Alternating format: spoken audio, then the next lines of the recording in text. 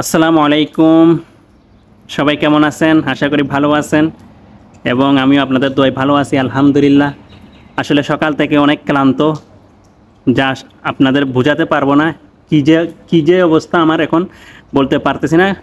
আমার পাও দোনোটা মানে পানির মধ্যে থাকতে থাকতে একদম সাদা হয়ে গেছে, জ্বলতেছে পাওগুলো। কারণ বৃষ্টির পানি, ময়লার পানি সব একসাথে মিক্স হওয়ার কারণে আমরা সেই পানির মধ্যে হাঁটতে হচ্ছে। কারণ আজকের আগের দিন কালকে যে বৃষ্টি হয়েছে এই দুবাইয়ের মধ্যে, এতই বৃষ্টি যে বৃষ্টির কারণে আসলে অনেক মানুষের কষ্ট বেড়ে গেছে।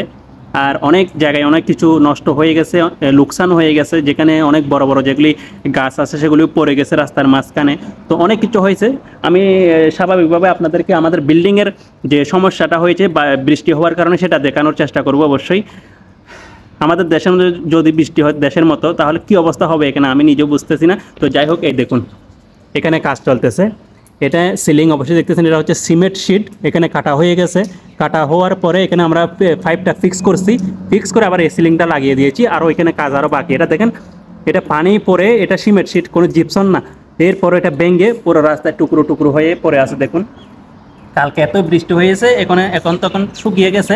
কালকের দিন এখানে ফুল পানি ছিল, অবশ্যই দেখতেছেন এখনো পানি পড়তেছে। আর এই পাইপগুলি হচ্ছে আউটলাইন পাইপ, যেগুলি আপনার ছাদ থেকে পানিগুলি নিচে আসতেছে ড্রেনে যাওয়ার জন্য। তো এখানে এরা আসলে গিলু ডালে নাই জয়েন্টে, এখানে এরা রবার দিয়ে তারপর এটাকে ফিক্স করা হয়েছে। তো এটা নিজেই থেকে বের হয়ে যাচ্ছে পাইপ।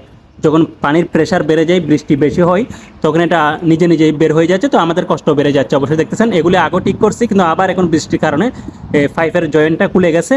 তো এখন আমাদের কষ্ট হয়ে গেছে, এই সিমেন্ট শিটটা পুরোটা ডালতে হবে। অবশ্যই দেখতেছেন এখানেও ভেঙে গেছে। অবশ্যই দেখতেছেন এখানে ফুল শিটটা ডালতে হবে। আর এখানে পানি এখনো পড়তেছে, আপনারা দেখতেছেন অবশ্যই। আজকে অনেক সুন্দর রোদ উঠেছে। তো যাই হোক, আলহামদুলিল্লাহ। বেশি বৃষ্টি যদি এখানে হয় তাহলে অনেক কষ্ট হয়ে যাবে আমাদের।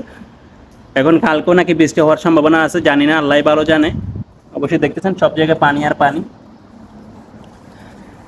তো এটাই হচ্ছে কথা। আসলে দেখছেন আমাদের কাজ এরকমই কাজ, বৃষ্টি হলে অনেক কষ্ট হয়ে যায়, অনেক সমস্যা হয়ে যায়, যা আসলে বলার মতো না। আমাদের সাথে আরও মানুষ আছে, এই মানুষটা অনেক কষ্ট করতেছে। অবশ্যই দেখতেছেন এর পুরা ময়লা হয়ে গেছে।